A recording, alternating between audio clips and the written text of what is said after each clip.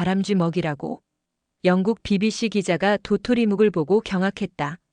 한국의 독특한 음식 문화가 세계를 놀라게 한 사연, 바로 들어보겠습니다. 안녕하세요. 저는 영국 BBC의 음식 다큐멘터리 진행자 피터 맥켄지입니다. 지금으로부터 딱 1년 전, 저는 한국 전통 음식을 취재하기 위해 처음으로 서울에 발을 디뎠습니다. 세계 각국의 요리를 다뤄온 20년 경력의 저였지만 그날 광장시장에서 마주한 검은색 젤리 같은 음식은 제 인생의 모든 경험을 뒤흔들어 놓았습니다. 이것이 바로 도토리묵이에요. 한번 드셔봐요. 시장 상인 할머니께서 정갈하게 담아주신 그릇 위에는 검은색 사각형 젤리 조각들이 놓여 있었고 그 위에 간장 양념이 곱게 뿌려져 있었습니다. 처음에는 단순한 호기심으로 젓가락을 들었습니다.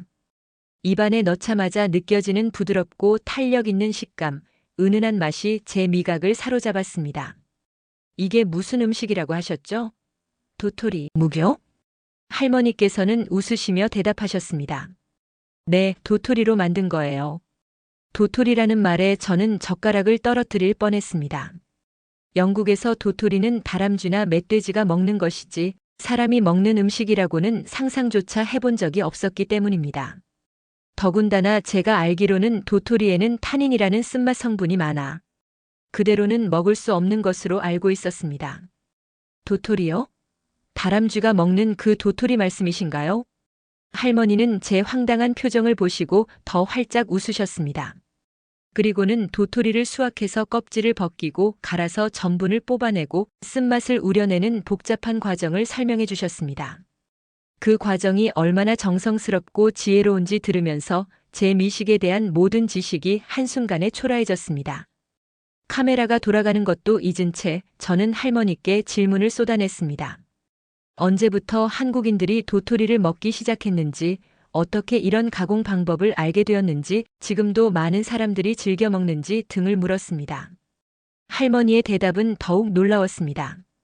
수천 년 전부터 한국인들은 흉년이 들거나 식량이 부족할 때 도토리를 주요 식량원으로 활용해왔다는 것이었습니다. 버려지는 것, 아니 먹을 수 없다고 여겨지는 것에서 귀중한 식량을 만들어낸 한국인들의 지혜가 저를 감동시켰습니다. 그날 저녁 호텔 방으로 돌아와 촬영한 영상을 돌려보며 저는 깊은 생각에 잠겼습니다. 우리 영국인들이 수백 년 동안 무시했던, 아니 먹을 생각조차 하지 않았던 도토리를 한국인들은 귀중한 식량 자원으로 발전시켜왔던 것입니다. 현대에는 건강식품으로 주목받고 있다는 이야기도 충격적이었습니다. 다음 날 아침 저는 큰 결심을 했습니다. 단순히 한국 음식을 소개하는 짧은 다큐멘터리가 아니라 도토리묵으로 대표되는 한국인의 식량 지혜를 제대로 파헤치는 특별 다큐멘터리를 만들기로 한 것입니다. 그리고 그 결정이 제 인생을 완전히 바꿔놓게 될 줄은 그때는 전혀 상상하지 못했습니다. 이 다큐멘터리가 BBC에서 방영되고 나서 벌어진 일들은 제가 상상했던 그 어떤 반응보다도 더 놀랍고 충격적이었습니다.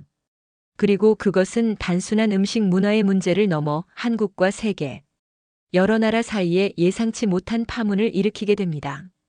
다큐멘터리가 BBC에서 방영된 다음 날 제 사무실 전화기는 쉴 새 없이 울려댔습니다. 영국 최고의 요리사들이 앞다투어 연락해왔고 식품업계 관계자들은 도토리 수입 방법을 문의했습니다. 심지어 옥스퍼드 대학의 식품 인류학자까지 인터뷰를 요청해왔습니다. 한국의 도토리묵이 영국 전역에 파문을 일으킨 것입니다.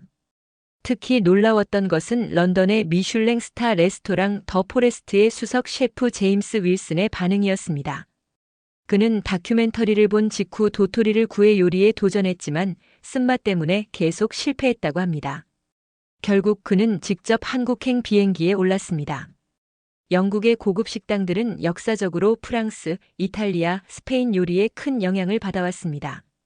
그런데 이제 그들이 아시아, 그것도 다름 아닌 한국의 지혜에 주목하게 된 것입니다. 영국 음식 평론계의 거장 마이클 톰슨은 영국 요리의 역사에서 한국 음식이 이렇게 큰 반향을 일으킨 적은 없었다라고 평했습니다. 다큐멘터리 방영 2주 후 저는 더욱 충격적인 소식을 접했습니다. 영국의 유서 깊은 농업연구소에서 참나무 숲, 보존과 도토리 활용에 관한 특별 연구 프로젝트를 시작한다는 발표였습니다. 영국 전역에는 오크나무가 많지만 그동안 도토리는 그저 가을이 되면 땅에 떨어져 썩어가는 것으로만 여겨졌던 것입니다. 그러나 가장 극적인 반응은 영국 왕실에서 나왔습니다. 환경 보존에 관심이 많으신 찰스 국왕이 직접 도토리 활용에 관심을 보이셨고 버킹엄 궁전의 정원에서 자라는 참나무의 도토리로 시험 삼아 한국식 도토리묵을 만들어 보셨다는 소식이 들려왔습니다. 비록 첫 시도는 실패했지만 왕실 요리사들이 연구를 계속하고 있다고 합니다. 이런 영국 내 반응도 놀라웠지만 더 놀라운 것은 저희 다큐멘터리가 유럽과 중동 지역으로까지 퍼져나가기 시작했다는 점이었습니다. 프랑스 요리 채널, 독일 공영방송, 심지어 사우디아라비아의 음식 프로그램에서도 저희 다큐멘터리를 인용하며 한국의 도토리 음식 문화를 소개하기 시작했습니다. 특히 사우디아라비아의 반응이 의외였습니다. 사막 기후로 참나무가 거의 자라지 않는 국가였지만 그들은 도토리가 아닌 다른 야생식물이나 씨앗을 활용하는 한국인의 지혜에 주목했습니다. 사우디의 유명 요리사 하산 알 파이살은 자신의 인기 프로그램에서 한국인들은 버려지는 것에서 보물을 찾아내는 민족이라며 극찬했습니다.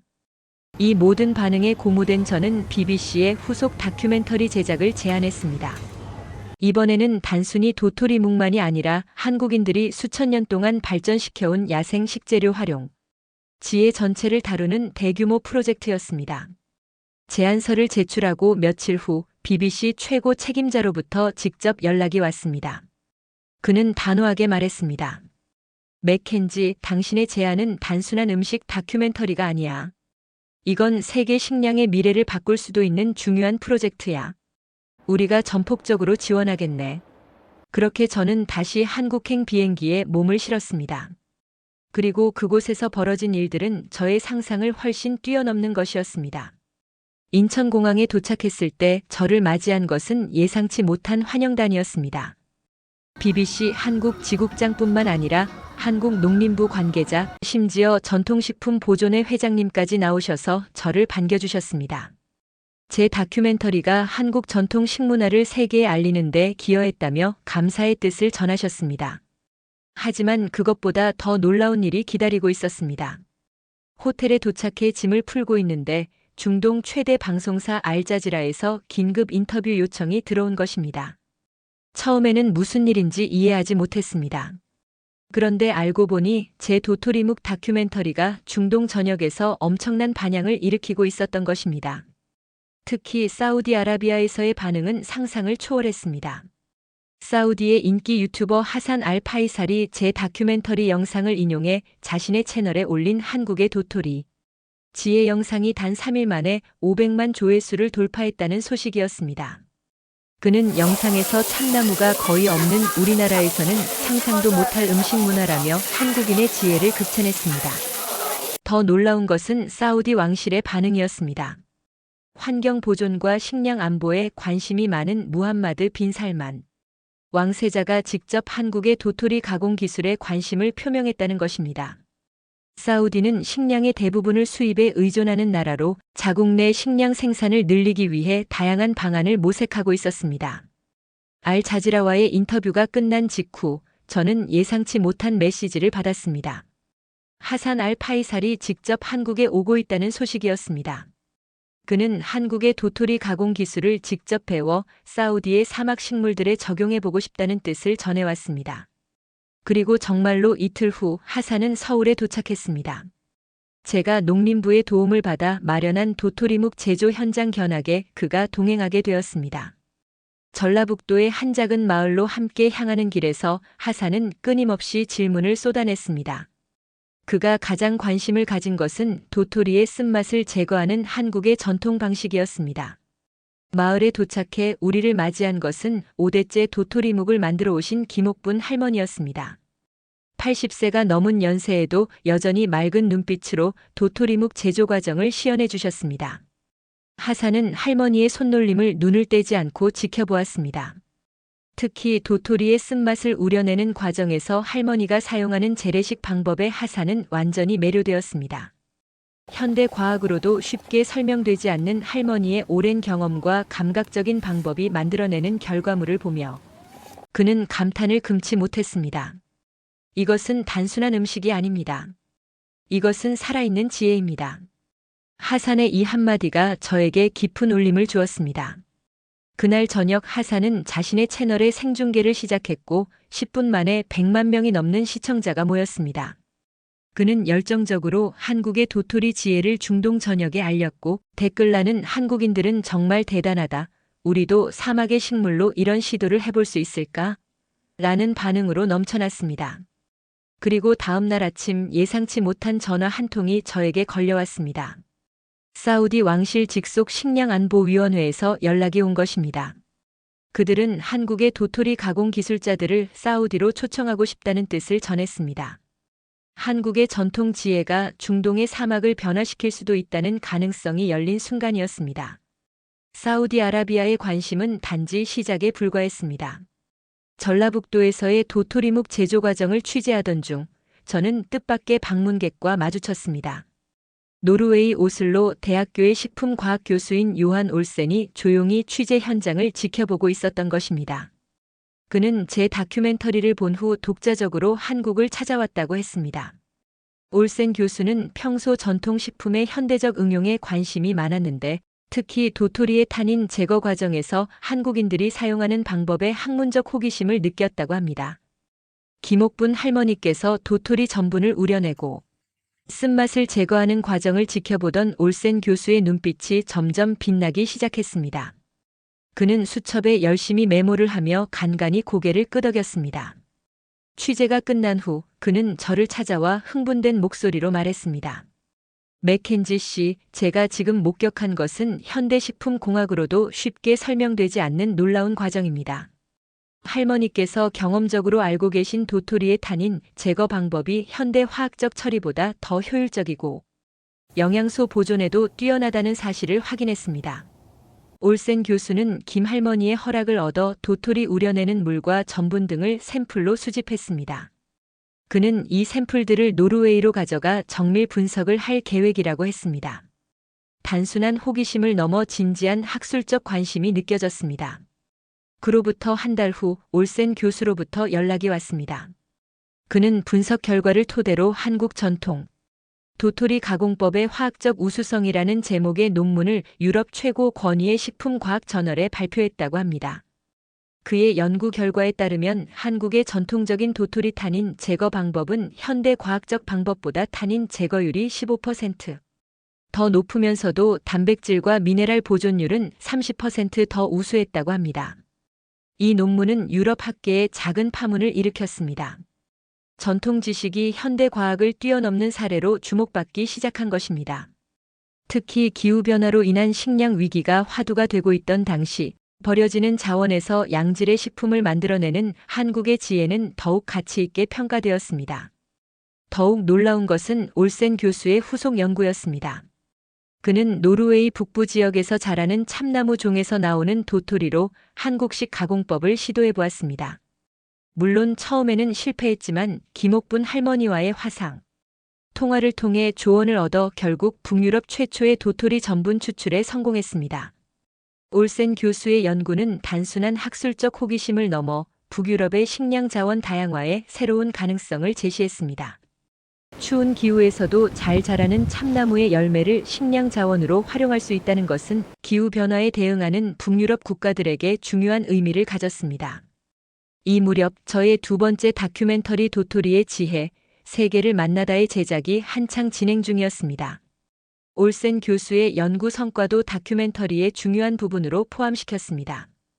한국의 오래된 지혜가 현대 과학과 만나 새로운 가치를 창출하는 과정은 제가 전하고 싶었던 메시지와 정확히 일치했기 때문입니다. 그리고 저는 올센 교수의 초청으로 노르웨이 오슬로로 향했습니다. 그곳에서 기다리고 있던 것은 예상치 못한 모임이었습니다. 유럽 각국의 식품 연구자들이 모여 한국 전통식품 가공법에 대한 학술 세미나를 준비하고 있었던 것입니다. 오슬로에서의 세미나는 예상을 훨씬 뛰어넘는 성공을 거두었습니다. 북유럽 각국의 식품 연구자들이 모여 한국 전통식품 가공법에 대한 열띤 토론을 벌였고, 특히 도토리 가공법의 현대적 응용 가능성에 대해 깊이 있는 의견 교환이 이루어졌습니다. 세미나 마지막 날 뜻밖의 참석자가 저를 찾아왔습니다. 호주 시드니 대학의 원주민 식문화 연구가 앨런 쿠퍼 교수였습니다. 쿠퍼 교수는 호주 원주민들의 잊혀진 식문화를 복원하는 연구를 수십 년간 해온 학자였습니다. 그는 제 다큐멘터리를 보고 깊은 인상을 받았다며 놀라운 사실 하나를 알려주었습니다. 호주 원주민들 역시 과거에는 특별한 방법으로 도토리와 비슷한 나무 열매를 가공해 먹었지만 그 지식이 거의 사라졌다는 것이었습니다. 그의 말에 따르면 호주 원주민들은 유칼립투스와 같은 현지 나무종의 열매에서 독소를 제거하고 전분을 추출하는 전통 지식을 가지고 있었지만 유럽인들의 정착과 함께 그러한 지식이 단절되었다고 합니다. 쿠퍼 교수는 한국의 도토리 가공법과 호주 원주민의 잊혀진 지식 사이에 놀라운 유사점이 있을 것으로 예상했습니다.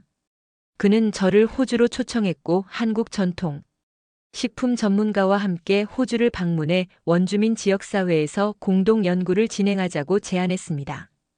이 제안은 단순한 학술적 호기심을 넘어 식민 지배로 단절된 원주민의 지식을 복원하는데 한국의 살아있는 전통이 도움이 될 수 있다는 희망이 담겨 있었습니다.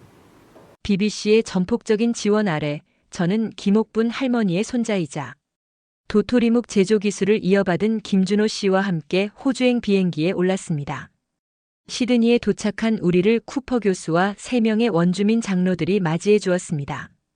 뉴사우스웨일스 주 내륙의 원주민 보호구역으로 향하는 길에 쿠퍼 교수는 호주 원주민들이 과거에 어떻게 각종 나무 열매와 뿌리에서 독소를 제거하고 식량을 만들어냈는지에 대해 설명해 주었습니다.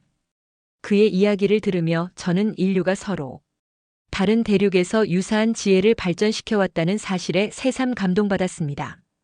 보호구역에 도착해 원주민 장로들을 만난 김준호 씨는 도토리묵 제조 과정을 직접 시연했습니다. 특히 독소 제거 과정에서 사용하는 전통 방식에 원주민 장로들은 놀라움을 감추지 못했습니다. 그들 중 한 명인 윌리엄 장로는 70년도 더 전에 할머니가 비슷한 방식으로 현지 열매를 처리하는 것을 본 기억이 있다고 말했습니다. 다음 날 우리는 원주민들의 안내로 숲속으로 들어가 현지 나무 열매를 채취했습니다. 그 중에는 호주 참나무종의 열매도 있었고 유칼립투스와 같은 호주 고유 수종의 열매도 있었습니다. 김준호 씨는 이 열매들의 한국의 도토리 가공법을 적용해 보기로 했습니다. 실험은 쉽지 않았습니다. 호주 나무종의 열매는 한국 도토리와 성분이 달랐기 때문에 처음 몇 번의 시도는 실패했습니다. 그러나 김준호 씨와 원주민 장로들이 서로의 지식을 교환하며 여러 번 방법을 조정한 끝에 마침내 호주산 열매로 만든 젤리 형태의 음식을 만들어내는 데 성공했습니다. 이 성과는 단순한 요리법의 교환이 아니었습니다. 식민 지배로 단절된 원주민의 전통 지식이 지구 반대편 한국의 살아있는 전통을 통해 부분적으로나마 복원되는 순간이었습니다. 그 과정을 지켜보며 저는 문화적 지혜의 전승이 얼마나 중요한지 다시 한번 깨달았습니다. 호주에서의 성공적인 연구 결과가 알려지면서 도토리 가공법에 대한 관심은 더욱 넓게 퍼져나갔습니다. 특히 뜻밖의 곳에서 큰 관심을 보였는데 바로 러시아였습니다. 시베리아의 일부 지역은 최근 기후변화로 인해 농사가 어려워지고 있었고 이에 따라 대체 식량 자원을 찾는 노력이 활발했던 것입니다. 시드니에서의 기자회견 다음 날 모스크바 국립대학교 식품연구소의 블라디미르 페트로프 교수로부터 연락이 왔습니다. 그는 시베리아 타이가 지역에 광범위하게 분포한 참나무 숲에 주목하고 있었습니다. 이 지역의 참나무에서 나오는 도토리는 예로부터 야생동물의 먹이로만 여겨졌지만 기후변화로 인한 식량 안보 위기에 대비해 새로운 시각으로 바라볼 필요가 있다는 것이 그의 생각이었습니다.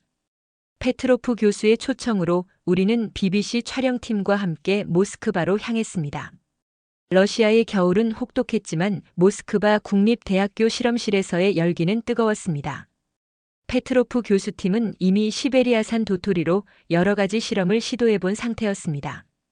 그러나 그들의 방법은 현대 화학적 처리에 의존하고 있어 도토리의 영양소 대부분이 파괴되는 문제점이 있었습니다. 김준호 씨는 러시아 연구진에게 한국 전통 방식의 도토리 가공법을 시연했습니다.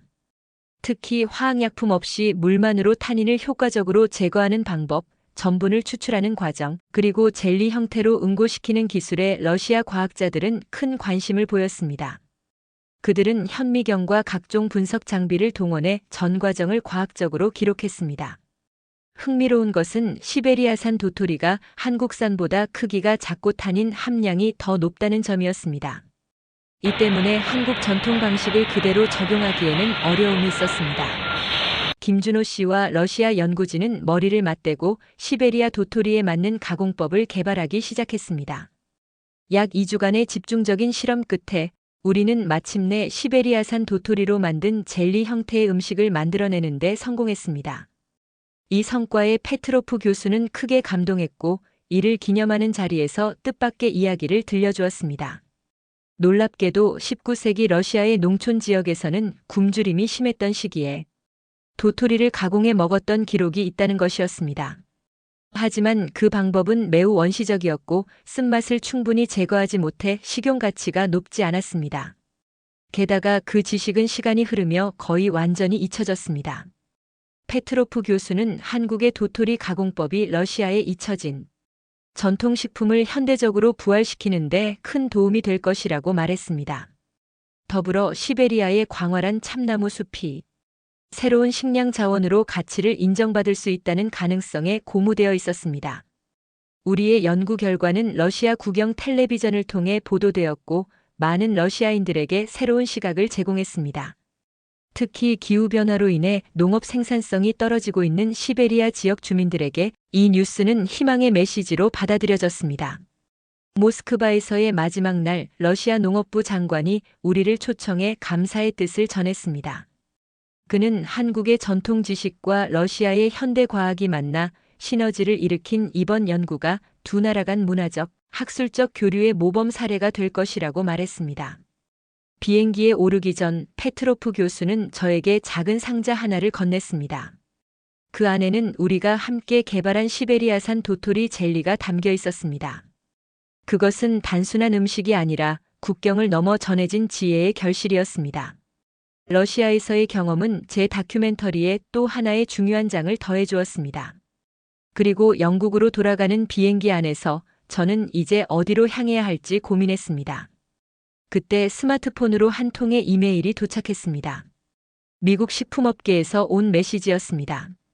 영국으로 돌아오는 비행기 안에서 받은 이메일은 미국 최대 식품 기업 중 하나인 내추럴 월드사의 부사장 마이클 존슨이 보낸 것이었습니다. 그는 저의 도토리 다큐멘터리에 큰 관심을 보이며 미국 시장에서의 도토리 식품 상용화 가능성을 논의하고 싶다는 내용이었습니다. 처음에는 순수한 비즈니스 제안으로 보였습니다. 존슨 부사장은 저를 뉴욕으로 초청했고 BBC의 허락을 받아 저는 다큐멘터리 취재를 겸해 미국으로 향했습니다. 뉴욕 맨해튼의 고층 빌딩 사무실에서 만난 존슨 부사장은 겉으로는 친절했지만 대화가 깊어질수록 그의 진짜 의도가 드러나기 시작했습니다. 그는 한국의 도토리 가공법을 미국 시장에 맞게 개량하고 싶다고 했습니다. 즉 전통적인 방식보다 빠르고 대량 생산이 가능한 방식으로 변경하길 원했습니다. 더구나 그는 이 기술의 특허권을 획득하고 싶어 했습니다. 이는 수천 년 동안 한국인들이 발전시켜온 공공지식을 사유화하려는 시도였습니다. 제가 이에 난색을 표하자 존슨 부사장의 태도가 급격히 변했습니다. 그는 만약 내추럴 월드사가 이 기술을 특허로 보호하지 않으면 다른 기업들이 무분별하게 활용할 것이라며 압박했습니다. 더 충격적인 것은 이미 여러 미국 식품 기업들이 도토리 가공법의 특허 출원을 준비 중이라는 정보를 흘렸습니다. 회의를 마치고 나온 저는 깊은 고민에 빠졌습니다. 단순한 음식 문화 취재로 시작한 일이 이제는 글로벌 기업들의 이해관계가 얽힌 복잡한 문제로 변해가고 있었습니다. 특히 수천 년간 한국인들의 공동 지식이었던 것이 누군가의 사유, 재산이 될 수도 있다는 가능성에 큰 우려를 느꼈습니다.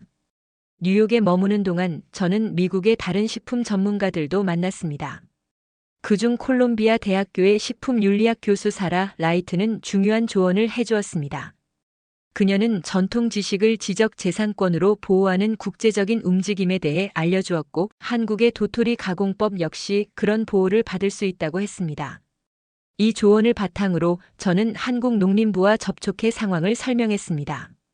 다행히 한국 정부는 이미 전통식품 보호에 관심을 갖고 있었고 도토리 가공법을 무형문화유산으로 등록하는 절차를 이미 시작했다고 했습니다. 이것이 국제적으로 인정받으면 어떤 기업도 이 지식을 독점할 수 없게 된다는 것이었습니다. 그러나 상황은 예상보다 빠르게 전개되었습니다. 내추럴 월드사가 탄인 제거를 통한 도토리 식품 제조법이라는 제목으로 특허를 출원했다는 소식이 언론에 보도된 것입니다. 이 소식은 한국에서 큰 분노를 일으켰고 미국 내에서도 전통 지식의 약탈이라는 비판을 받았습니다. 이 상황을 다루기 위해 저는 특별 후속 다큐멘터리 제작을 BBC에 제안했고 즉시 승인받았습니다. 이번에는 단순한 음식 문화 소개가 아니라 전통 지식과 지적 재산권을 둘러싼 국제적 갈등을 다루는 더 깊은 내용이 될 것이었습니다. 취재를 시작하며 저는 내추럴 월드사의 내부 고발자를 만날 수 있었습니다. 그녀는 회사가 단순히 도토리 가공법을 상용화하려는 것이 아니라 한국산 도토리를 대체할 미국산 대체품을 개발 중이라고 알려주었습니다. 더 충격적인 것은 회사가 도토리 가공법 특허를 취득한 후에는 실제로 제품을 출시할 계획이 없다는 것이었습니다. 단지 경쟁사들이 이 분야에 진입하지 못하도록 특허를 묻어두려는 전략이었던 것입니다. 이 정보를 가지고 저는 다시 한국으로 향했습니다. 이제 도토리묵은 단순한 음식이 아니라 글로벌 기업 권력과 전통 지식의 가치를 둘러싼 상징적 전장이 되어버렸습니다. 미국에서의 특허 논쟁은 예상보다 빠르게 전개되었습니다. 내추럴 월드사의 특허 출원 소식이 알려지자 한국의 전통식품 연구자들과 식품문화보존단체들이 즉시 행동에 나섰습니다. 그들은 도토리 가공법이 수천 년 동안 한국인들 사이에서 공유된 지식이었다는 역사적 증거들을 모아 미국 특허청에 이의를 제기했습니다. 다행히도 미국 내에서도 지지 세력이 나타났습니다. 콜롬비아 대학교의 사라 라이트 교수를 비롯한 식품윤리학자들이 전통 지식의 보호를 위해 목소리를 높였고 몇몇 양심적인 식품 전문가들도 한국의 입장을 지지했습니다. 이들의 공동 노력으로 내추럴 월드사의 특허 출원은 결국 선행 기술의 존재를 이유로 기각되었습니다. 이 소식을 접한 저는 즉시 한국으로 돌아가 후속 취재를 시작했습니다. 특허 논쟁에 관여했던 한국전통식품연구소의 박정호 교수는 이번 사건의 의미를 이렇게 설명했습니다. 이번 일은 단순한 특허 분쟁이 아닙니다. 이것은 우리 조상들이 수천 년간 발전시켜온 지식의 가치를 세계가 인정했다는 의미입니다. 우리의 전통 지식은 누구의 독점물이 아닌 인류 공동의 자산으로 보존되어야 합니다. 논쟁이 일단락된 후 저는 다시 김옥분 할머니를 찾았습니다. 세계적인 관심의 중심에 선 도토리묵의 명인이 된 할머니는 여전히 그 소박한 시골집에서 변함없는 모습으로 도토리묵을 만들고 계셨습니다. 특허 분쟁에 대해 물었을 때 할머니는 담담하게 대답하셨습니다. 이런 일이 벌어질 줄 어찌 알았겠어요? 우리 할머니, 어머니 때부터 만들어 먹던 음식인데 그저 맛있게 만들어 많은 사람들이 즐겁게 먹었으면 좋겠다는 마음뿐입니다. 할머니의 소박한 말씀에 저는 깊은 감동을 느꼈습니다. 그 말씀 속에는 자신의 지식과 경험을 아낌없이 나누는 한국 전통 문화의 정신이 담겨 있었습니다. 한국에 머무는 동안 저는 전국 각지의 도토리묵 명인들을 찾아다녔습니다. 지역마다 조금씩 다른 제조법과 맛의 차이가 있었지만 그 근본에는 자연에서 얻은 것을 최대한 활용하는 한국인의 지혜가 깔려 있었습니다. 특히 강원도 산골에서 만난 한 노인의 말씀이 기억에 남습니다. 우리 조상들은 쓸모없어 보이는 것에서도 가치를 찾아냈지. 도토리뿐만이 아니야. 산에 나는 풀, 바다의 해조류, 들판의 나물까지. 버릴 것이 없었어. 내추럴 월드사의 특허 출원이 기각된 이후 오히려 세계 각국의 요리사들과 식품 연구자들이 한국을 찾아 도토리 가공법을 배우기 시작했습니다. 그들은 자국의 참나무종에서 나오는 도토리로 다양한 실험을 시도했고 각 지역의 특성에 맞는 새로운 응용법을 개발해 나갔습니다. 특허를 독점하려던 시도가 좌절되자 내추럴 월드사도 태도를 바꿨습니다. 그들은 한국전통식품연구소와 협력 관계를 맺고 한국 전통 방식을 존중하면서도 현대적인 기술을 접목한 건강 스낵 개발에 나섰습니다. 이는 지적재산권과 전통 지식의 공존이 가능하다는 것을 보여주는 좋은 사례가 되었습니다. BBC의 최종 다큐멘터리를 위해 저는 한국의 여러 전통 음식점을 방문했습니다. 서울의 한 유명 한식당에서는 도토리묵을 현대적으로 재해석한 요리를 맛볼 수 있었습니다. 젊은 셰프들은 전통을 존중하면서도 새로운 방식으로 도토리의 가치를 표현하고 있었습니다. 한국을 떠나기 전날 밤 김준호 씨는 저를 집으로 초대해 가족 식사를 함께 했습니다. 테이블 위에는 도토리묵뿐만 아니라 된장찌개, 김치, 각종 나물 반찬들이 가득했습니다. 그 식탁에서 저는 한국 음식 문화의 진정한 아름다움을 느꼈습니다. 그것은 화려함이나 사치가 아닌 자연이 주는 소박한 재료들을 정성으로 살린 음식들이었습니다. 영국으로 돌아와 다큐멘터리를 완성하며 저는 이 여정의 의미를 되새겨보았습니다. 처음에는 단순한 호기심에서 시작한 도토리묵 이야기가 결국 전통 지식의 가치와 공유의 중요성이라는 더 깊은 주제로 발전했습니다. 이제 저는 매년 가을이 되면 영국 시골의 참나무 숲을 찾아갑니다. 그리고 떨어진 도토리를 주워 한국에서 배운 방법으로 조금씩 도토리묵을 만들어 봅니다. 아직 김옥분 할머니의 솜씨에는 한참 미치지 못하지만 그 과정 자체가 저에게는 자연과 교감하는 소중한 시간이 되었습니다. 도토리 한 알에서 시작된 이 여정을 통해 저는 음식이 단순한 영양 공급원이 아니라 문화와 역사 그리고 한 민족의 정체성을 담은 소중한 유산임을 깨달았습니다. 그리고 한국의 도토리묵은 그런 깊은 의미를 완벽하게 담아낸 음식이었습니다. 오늘 사연은 여기까지입니다. 사연이 마음에 드셨다면 좋아요와 구독 부탁드립니다. 끝까지 시청해 주셔서 감사합니다.